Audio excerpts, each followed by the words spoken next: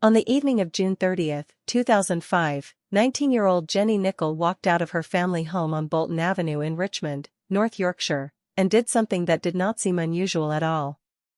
She told her mother she would not be back that night. It sounded ordinary because, for Jenny, it was ordinary. She liked being outdoors. She liked camping.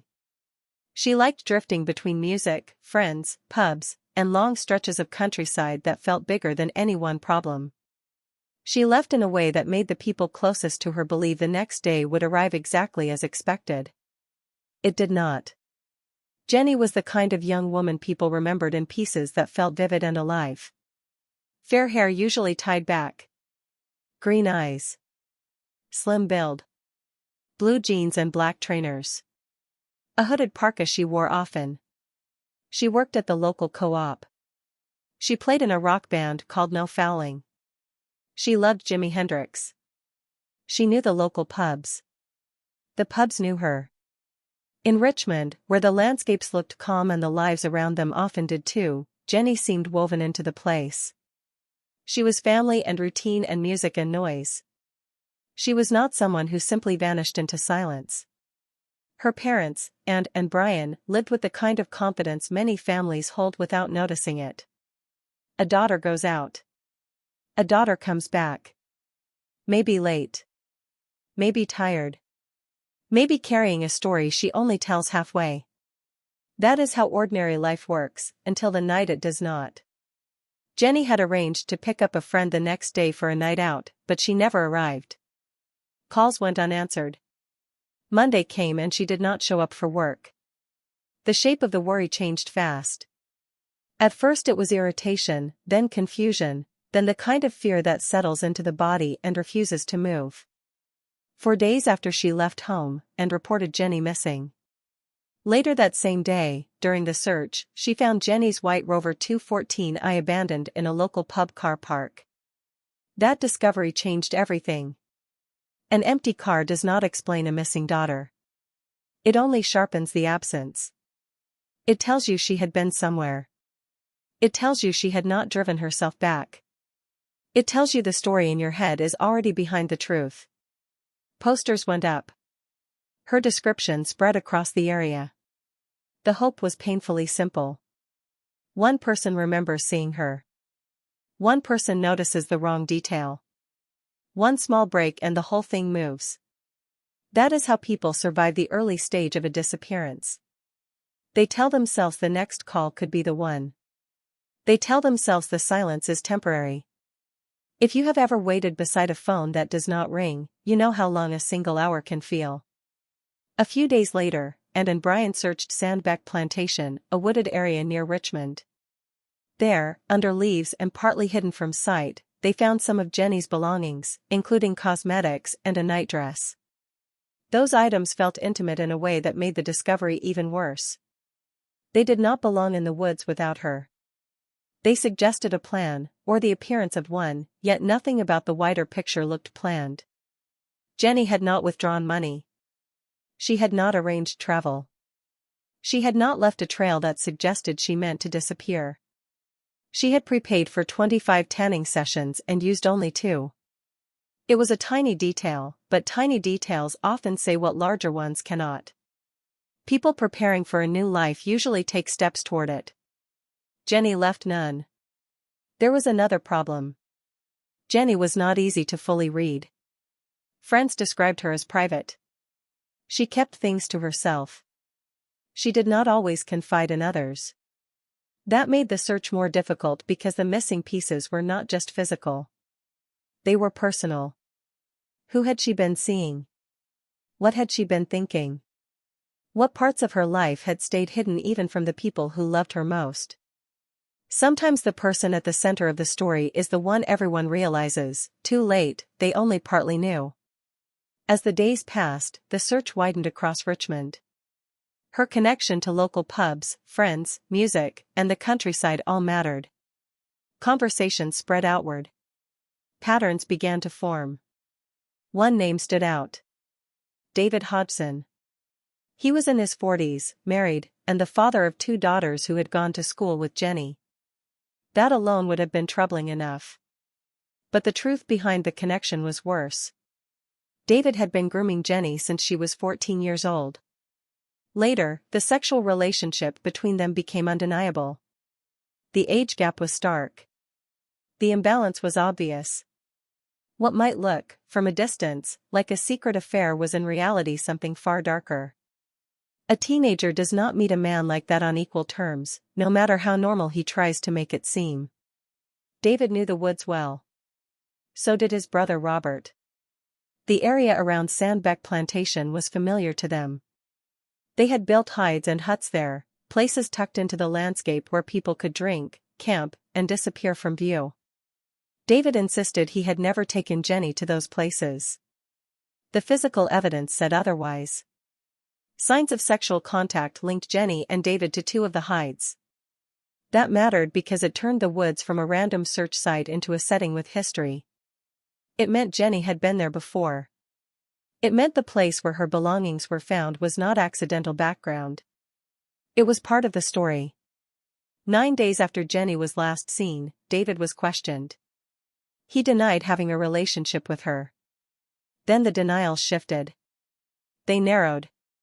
They adjusted. That is often how a lie behaves under pressure. It rarely stays still.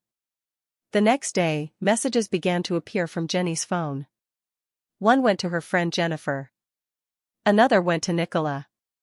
Then one went to her father. The text said she was okay. They said she was in Scotland with her boyfriend. They said she had gone camping near Keswick. They said she was not coming back. They included petty family complaints, an apology, and a reference to her car jumping out of gear. They sounded messy, emotional, impulsive. On the surface, they offered relief. She was alive. She had left by choice. She wanted distance. That is the version many people want to believe in the middle of a case like this. The girl who runs. The secret plan. The dramatic but survivable fallout. It is easier to accept anger than murder. Easier to imagine rebellion than a grave hidden in woodland. But relief built on the wrong details never lasts. And followed the trail suggested by the texts and went looking in the places they pointed to. Jenny was nowhere there. Her phone never activated again after those messages were sent. It was never found. The texts carried a strange kind of intimacy. They included private information about Jenny's life, details about her friends and the faults in her car that would be known only by someone close to her. That made them believable at first. Then it made them frightening. Because if Jenny did not write them, someone who knew her well did. Someone wanted the family to stop panicking for just long enough. Someone wanted time. This is where the case took on the shape many true crime viewers recognize, even before they want to admit it. The false trail. The imitation voice. The dead phone. The abandoned car. The personal items in the woods. The older man who should never have been that close to a teenager in the first place. You hear those pieces and part of you already knows where this is going. You just keep hoping the story will break away from the pattern. Sometimes it does. This time it did not. By October, Jenny's absence had reached a brutal milestone. She should have been turning 20. Her family marked the day with renewed appeals and a banner outside her workplace. CCTV images taken just days before she vanished were circulated. Her face remained present in Richmond even as her body remained missing. Then, on November 3, the case moved into its next form. No longer a missing person case. A murder investigation. That same day, David gave an interview and pushed a different version of events. He claimed Jenny had been planning to leave. He claimed he had lent her a large sum of money. The timing of that statement was striking. The story it offered was useful. It cast Jenny as a young woman choosing escape, not a victim taken from the life she had. But the deeper examination of her movements, money, plans, and habits kept leading back to the same conclusion. Jenny had made no preparations for starting over. Nothing in her actions suggested a voluntary disappearance. Everything suggested interruption. The investigation then brought fresh pain to her family from an entirely different direction. While examining Brian Nicholl's laptop for anything connected to Jenny's life, thousands of child sexual abuse images were discovered. The revelation was devastating and public. Brian was later charged and sentenced for those offenses. The material was not linked to Jenny's disappearance, but its discovery changed how the family was seen. It added another layer of humiliation and suffering to a case already consuming them. For some people outside the family, it may have seemed to muddy the story.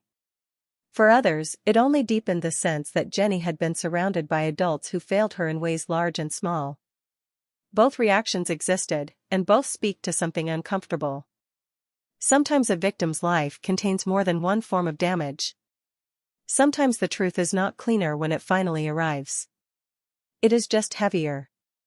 In January 2006, David Hodgson and his brother Robert were arrested on suspicion of murdering Jenny. Robert was later released without charge. David was bailed while the case continued.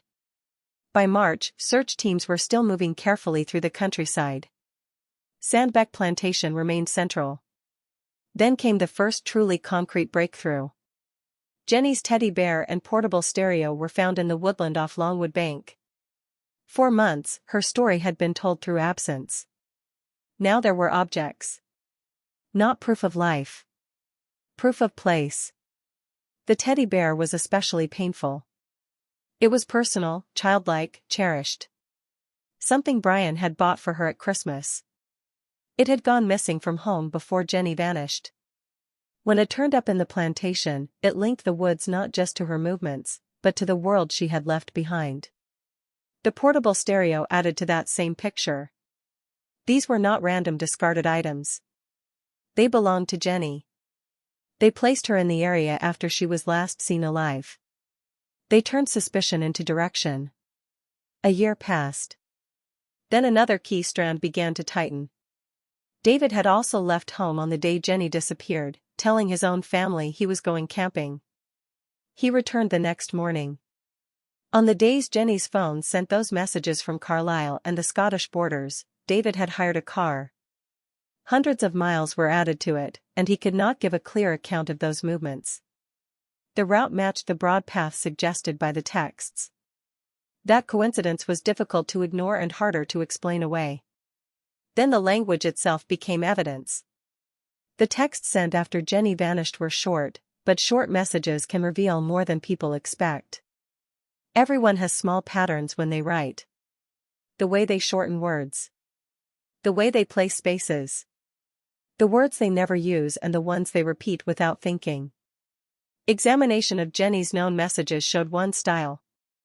The July messages showed another. Jenny used the number 2 in a certain way, attaching it directly to the next word. The later messages left a gap. Jenny wrote I'm and I'm not. The later messages used I am and ain't. Jenny wrote my. The later messages used me. She wrote see you and spelled phone with an F. The later texts used different spellings and different rhythms. They looked close enough to fool a worried family. They did not look close enough to be hers. When David's own writing was compared, similarities emerged. Misspellings lined up. Off with one F might written as might. The use of ain't. The dropping of apostrophes. He seemed to be copying Jenny's style without understanding its texture.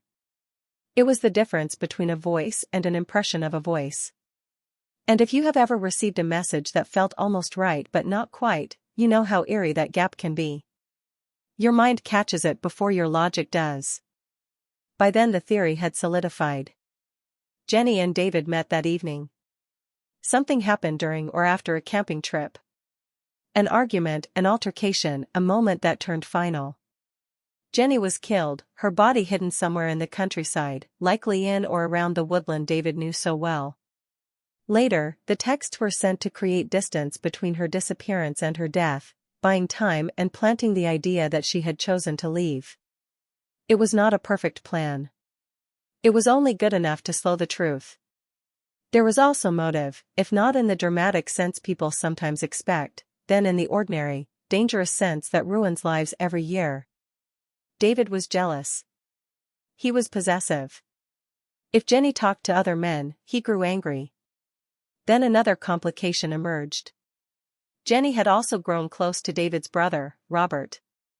In May 2005, weeks before she disappeared, Jenny and Robert had gone camping together. David did not know at first. When he found out, the emotional balance shifted.